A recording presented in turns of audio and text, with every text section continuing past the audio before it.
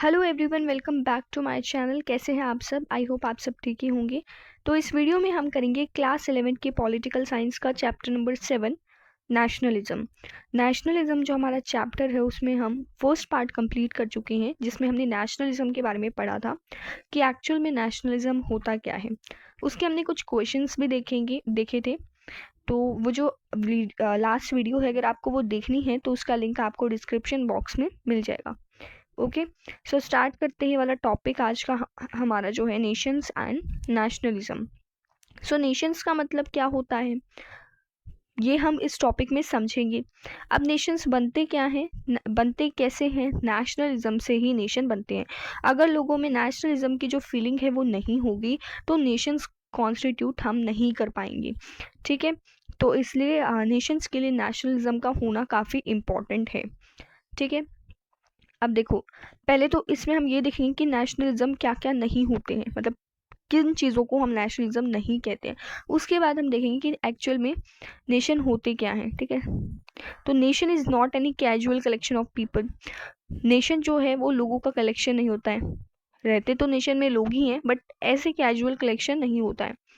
और ये भी हम कह सकते हैं कि ये जो दूसरे ग्रुप्स ह्यूमन सोसाइटी में होते हैं, जो अलग अलग कम्युनिटीज़ होती हैं, वो भी नेशन नहीं है। And it is different from the family. जैसे फैमिली में सब एक दूसरे को जानते हैं और सबके बारे में पर्सनल नॉलेज होती है, आइडेंटिटी के बारे में, करेक्टर के बारे में, वो भी नेशन नहीं है, उससे भी अलग है। और ये उस चीज़ से भी अलग है, जैसे ट्राइब्स में क्या होता है कि लोग जो हैं अलग अलग टाइज से एक दूसरे से बंधे होते हैं। ठीक है, अलग अलग रिलेशन होता है जो कि मेंबर्स को लिंक करता है। Even if we don't know personally know all the members we can it need be trace the links that bind them to us। अब नेशन में क्या होता है, ये चीज़ इनमें हमने देखा कि ये चीज़ नेशन नहीं है। बट नेशन में होता क्या है कि हम लोगों को जानते भी नहीं हैं, फिर भी वो नेशन कहलाता है।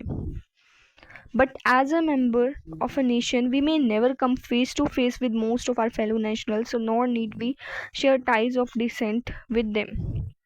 नेशन में हम किसी को भी फेस टू फेस नहीं जानते हैं।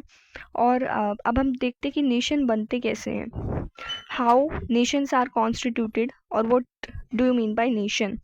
ठीक है, अब ऐसा कहा जाता है कि जो नेशंस हैं वो ऐसे ग्रुप से बनते हैं जिसमें कुछ फीचर्स एक जैसे हों, जैसे कि डिसेंट, लैंग्वेज, रिलीजन और एथनिसिटी।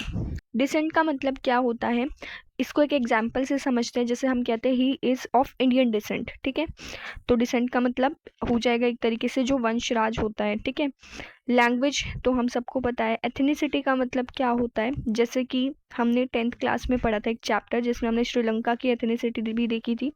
तो वहाँ पर क्या थे, कुछ लोग सिंहाला स्पीकर्स थे, कुछ लोग तमिल स्पीकर्स थे। ठीक है, ऐसा ही था ना।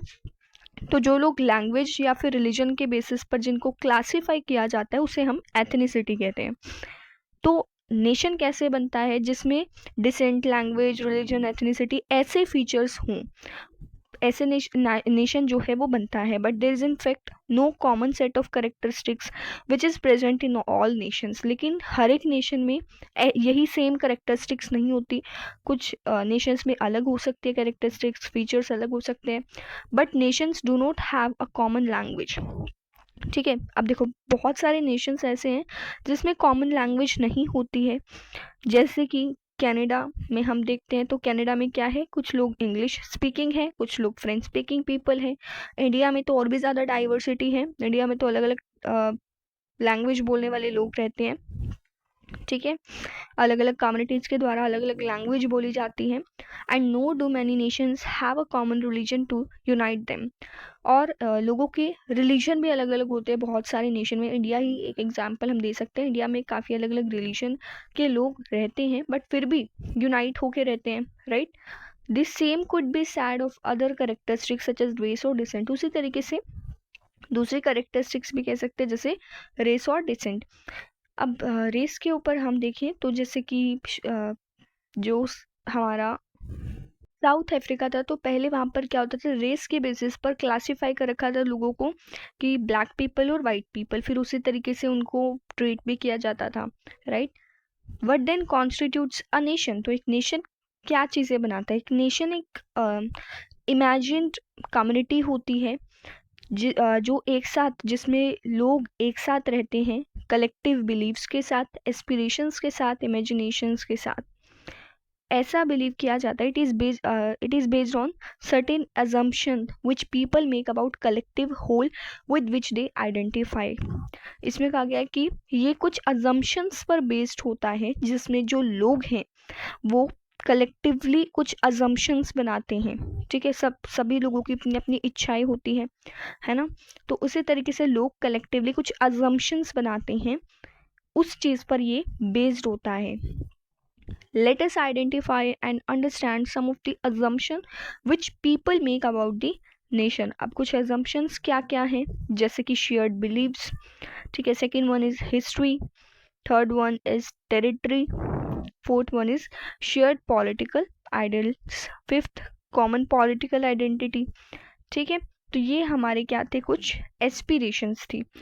तो इनको हम एक एक करके वीडियोस में डिस्कस करेंगे। ठीक है, आई होप आपको नेशन का मतलब समझ में आ गया होगा। को फिर भी कोई प्रॉब्लम है तो आप कमेंट करके पूछ सकते हैं। Thank you.